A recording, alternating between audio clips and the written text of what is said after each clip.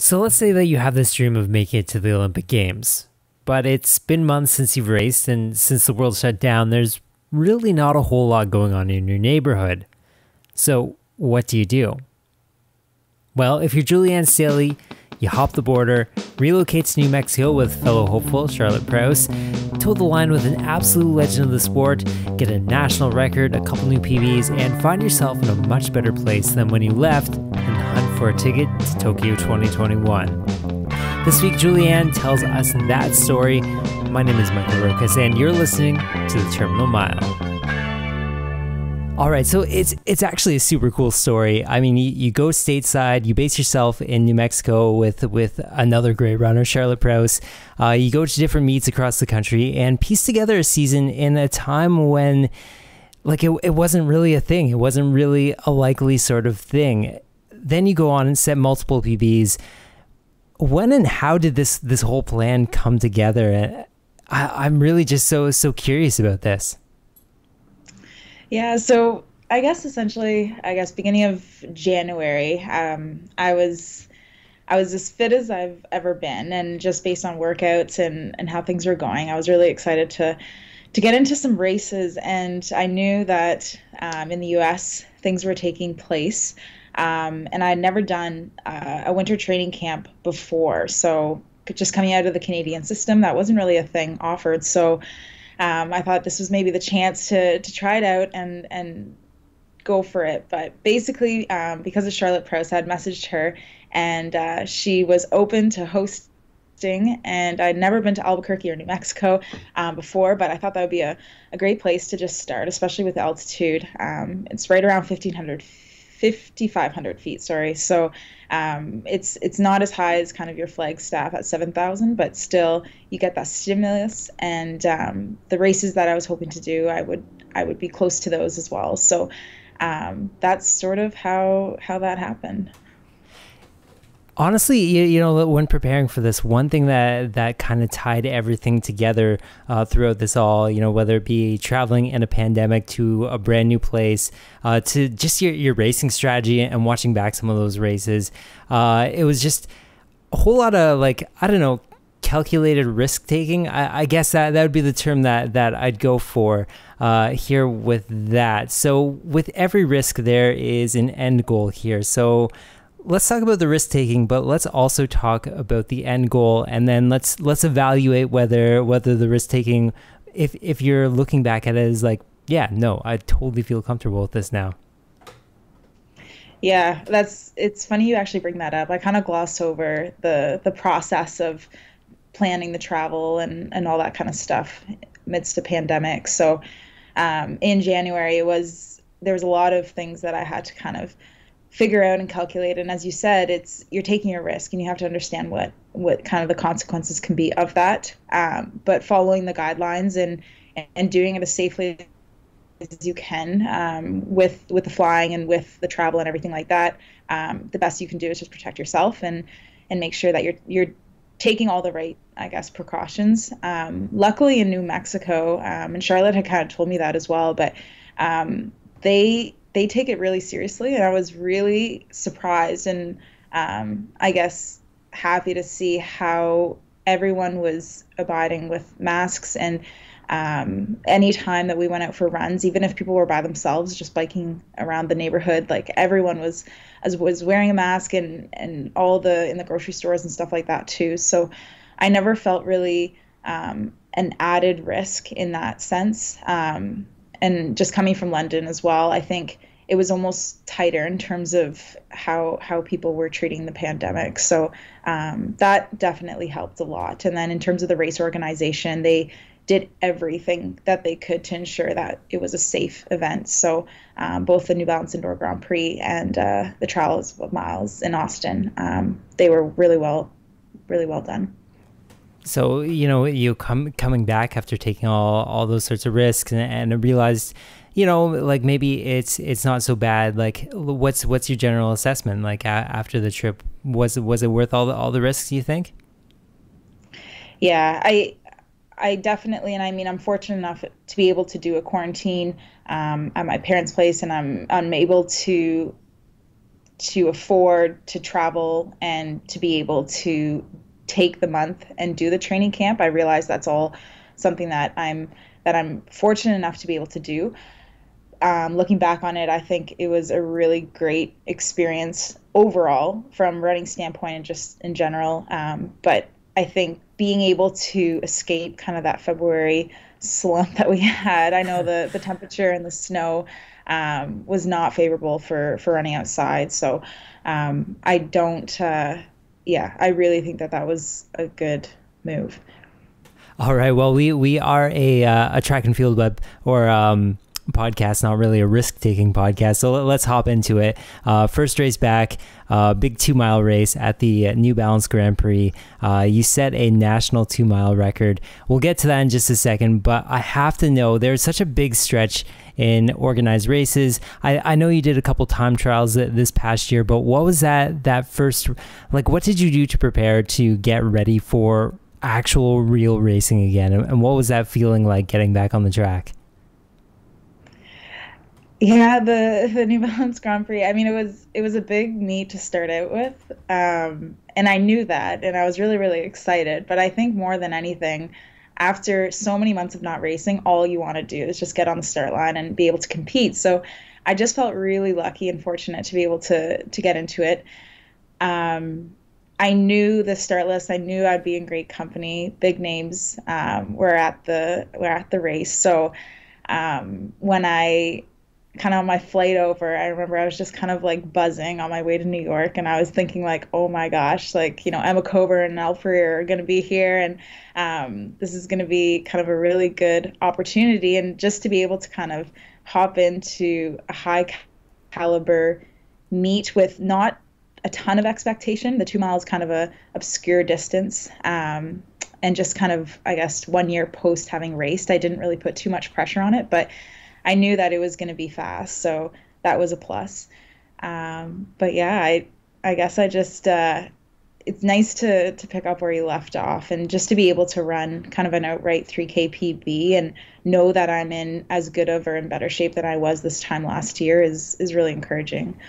So yeah, you mentioned that. What is that like, you know, just standing on the start line, looking over and seeing like Emma Coburn there? At this point, are you still getting starstruck when you are in some of these like high caliber races with just absolute studs like that? Yeah, it was the first time that I've raced those women specifically. The next biggest race would have been the Melrose Games exactly a year ago, last March. So I had some experience, I guess, in these bigger kind of high caliber races, but these are women that, like, you're following on Instagram, you see them as you're scrolling through, and then to see them in the flesh, I guess it is really neat. And I think, I mean, they're as incredible as you see on Instagram, I would say, but I tried not to let that get to me too much, and I think it was good to have that 2 mile to start out with, just because it took the edge off a little bit. And it is, without the spectators and without that kind of environment, it lessens, I guess, the nervousness, because during COVID, like, it's almost more just like a low key, I guess, a very high key elite race, but there's not that kind of crowd that you're running in front of. So that helps, I think, just to kind of balance out the nerves. So you mentioned it, you know, in outright 3K PP there, the national 2 mile record, which you're right, it's kind of like an obscure race distance in there. It doesn't sound like you're putting a ton of pressure on it, but like, did you kind of have the record in mind at all, or was it one of those things where you almost found out afterwards and you're like, oh, okay, cool. Yeah, I didn't actually know what the record was. I had known that Jess ran it the year prior, because I'd gone to the Grand Prix. I'd gone to just watch, but I didn't really remember what the times had been. And just because I had never run that distance either, I wasn't entirely sure, like, the splits, because it's the 220 meters extra. So you're not really getting that 3K even, because you're not at the start line as you come through. Anyways, but they took an official 3K split, which is kind of cool. And to be able to run 9:22 as well. I mean, it probably doesn't mean much to the average person, but it is pretty special to think that like that used to be a good 3K time for me in university, and now you're kind of crushing that and going that extra bit. So let's talk about Texas, because that was kind of a cool event as well too, in that like every single track person that I know up here was tuned into that event. And there's been a lot of credit given, and rightfully so, to Chris and his crew for really covering that, but really turning it into a spectacle. So that's what we felt at home. What did it feel like there, actually, on the grounds of the Texas qualifier? I have to say the organization was next to none. Like we received emails almost every other day going through like the protocols and what was expected. And in terms of just like the race organization, the pacing, the light timing, everything was kind of top notch. And that was my first outdoor race that was so officially, I guess, organized. But in terms of the actual night, I knew that the Friday had actually been optimal in terms of conditions. So it was around 13 degrees, like 2-kilometer-hour winds, and just like a nice, cool, crisp evening. So once I looked at the forecast on the Saturday, I try not to let it get to me at all, but coming from Albuquerque, which is probably the driest place on earth, the humidity was a stark difference. So that was a bit of a shock. And I think we ran at around 8 p.m. and it was still like 23 degrees. So I don't think my body was completely ready for that kind of weather, but it was still like, I can't say anything bad in terms of how the event was run and just the safety precautions that were taken. All right, before we move off of that whole idea of how it was set up, let's talk a little bit about the lights. I'm not sure how I feel about the lights, like watching a couple of nights of like racing along with, as a runner, what was it like watching those lights go off? Well, it's actually funny because when I saw the light timing system, immediately I thought about like Kipchoge. Like I was thinking like a laser beam on the track. Yeah. I was not thinking these like blinking airport runway lights that would go off incrementally as you're coming through, because it's like a cat and mouse, like sort of a like it kind of comes up and it's not a consistent beam that you're following. So again, just being a little bit naive, I've never had that kind of technology, but I was under the assumption that the Pacers would be running on this green laser light beam. But no, it's for anyone maybe that didn't see it, it's basically you have lights set up on the infield, and they go off at the right increment pace. So you're basically catching the next light, which was on, I think it was set for 15:20. I'm not entirely sure, or just under, I think, for the Olympic U.S. trials. In the first 4, I was on the light. Like as I was coming through, I was actually running right off where the light was going on. But eventually I didn't see the light anymore. So I didn't focus on that too much. I was really just looking at the runners in front of me and just kind of trying my best to stick with the lead pack, and just kind of focus in that way. But I think it's a good piece of technology for those, especially if you're pacing like a 1500 meter or something and you're hopping in after another race.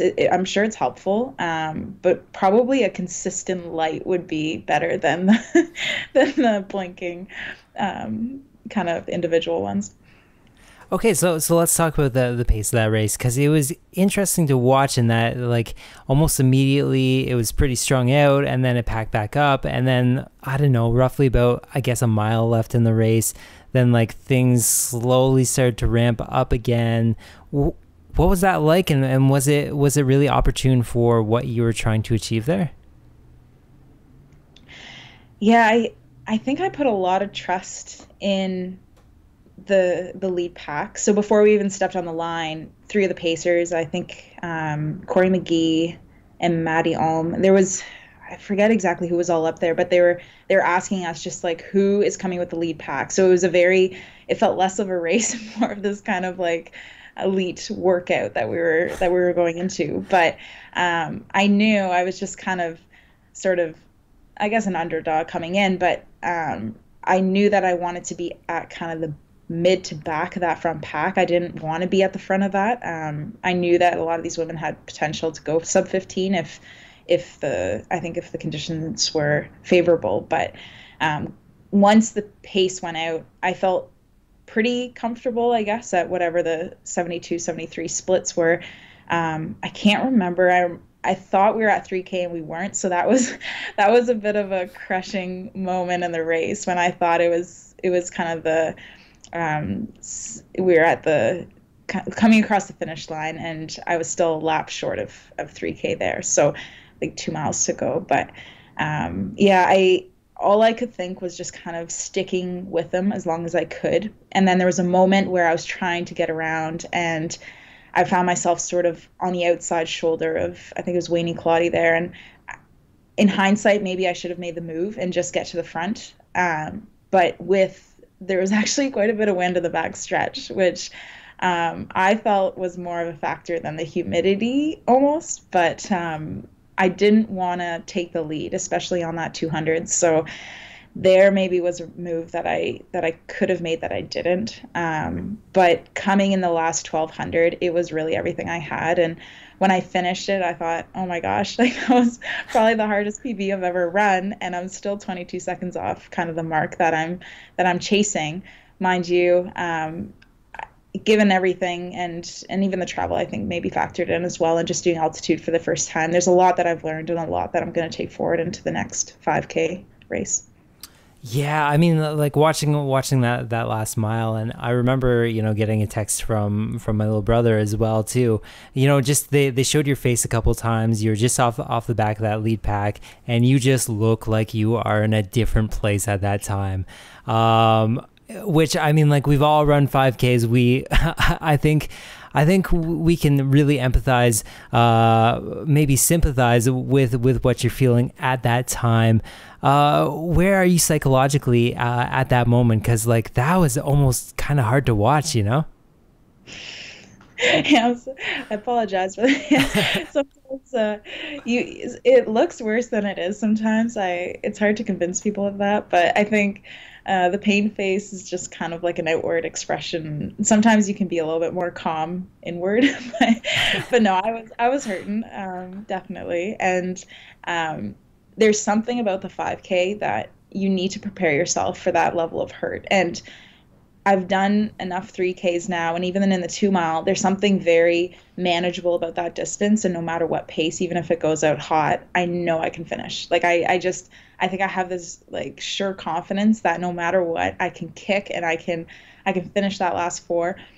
In the 5K, you get to 3K and you're a little over 9 minutes ideally, and at that point, you still have 2 more K of the race to go. So you kind of look at it one of two ways, I guess, and it's 5 laps, and you can break it down, I guess, based on the kilometer or however. But it is that extra level of kind of endurance, and I think just building up a little bit more volume will help, and getting used to the pace changes as well. So you're going fast, but then all of a sudden, girls are kind of making moves, so you have to be able to switch into that next gear. But it's a different beast, and I haven't done it as much as the 3K, so I think it will take me a few shots, but I know I have a faster time in me, so I'm really kind of excited for whatever race comes up. Oh, I definitely want to talk about that. I mean, like 15:32, a huge PB down in Texas. But what was kind of interesting, this actually goes back a little bit to the risk taking that we were talking about a little bit earlier. But beforehand, you kind of called your shot, put it out all on the table with a post where you're like, "This is my goal tonight. This is where I really hope that I am." And that's respectable, but it's also very much a choice of you to do that. Looking back on that now, like, do you feel like that was like the right thing to do? Would you do that again? Like, it's always an interesting sort of situation that it's interesting to observe anyways. Yeah. Well, I don't know. I think it's a lot about how you kind of frame it, I guess. And as you said, like I understand what the standard is, and I know I'm not naive to how hard that time is to achieve. That said, just coming off the 2 mile and knowing kind of my pace in terms of, I think maybe it works out to like 354, 355 per K. It makes 72 pace feel relatively easy, I guess, like 3-minute Ks. But I think it's still the goal, and I think it is a process. Any time that you can run a PB is great. I think that's always the direction you want to be going. How big that PB is sometimes is not totally within your control, depending on conditions and all of that. But I'm not really scared to put my goals out there, and no matter what happens, it's really just kind of that process. And I think it is kind of special when people can see your development and kind of the steps along the way as well. So I like to just be, I guess, as authentic or as transparent as possible. But yeah, I guess there's still 22 seconds between where I am now and where I want to be. That said, there's multiple ways to qualify, and I think the best shot that you can give yourself is to run as close to that standard as possible. But again, there are other options that I have kind of in the back of my mind. If not A, then we'll go to the B and the C. So it is quite a puzzle, but I'm looking forward to it. Well, yeah, and I don't think anyone who was following along with that event would really disagree with you. I mean, just watching the carnage, especially from the 10Ks that came after that, it was almost kind of hard to watch. It's one of those things where I think we all feel for you in that, like, maybe another race, like shortly after that would have been like super beneficial. What are your thoughts on that? And like, do you see anything coming up in the near future, as far as hopping on a track again and really like trying to push that standard again? Yeah, for sure. I think it was nice, like having that month time just to really train and have that goal race. I've been training hard really since the fall, so this kind of 2-week downish time, I'm kind of training just on the treadmill and trainer right now. But it's been nice just to, in a way, sort of just step back a little bit and recover from everything. And then now I know where I'm at and what I need to do working into the spring in terms of races. So I have nothing as of yet confirmed in terms of meets, but I have sort of the itinerary listed out, and then I'll sit down with Steve and figure out kind of what the most logical and best option is for me in terms of racing. Okay, so I only have to ask this because it has been a while since we've seen anybody race, but you were down there training with Charlotte Prouse for a little while, and where's she at? Where's her training at? Is she kind of looking towards the Olympics right now? I mean, like, there's a lot of questions there because we haven't seen anyone race in a long time, Yeah, I'm sure she'd be fine if I said this. So she's just finishing up at University of New Mexico. There is still an outdoor season, I think, as far as I know. I don't know if it's been officially canceled or not for NCs, but yeah, she's training in terms of the steeplechase, and hopefully have some good opportunities coming up to run the standards. So it's a pretty exciting time for her as well.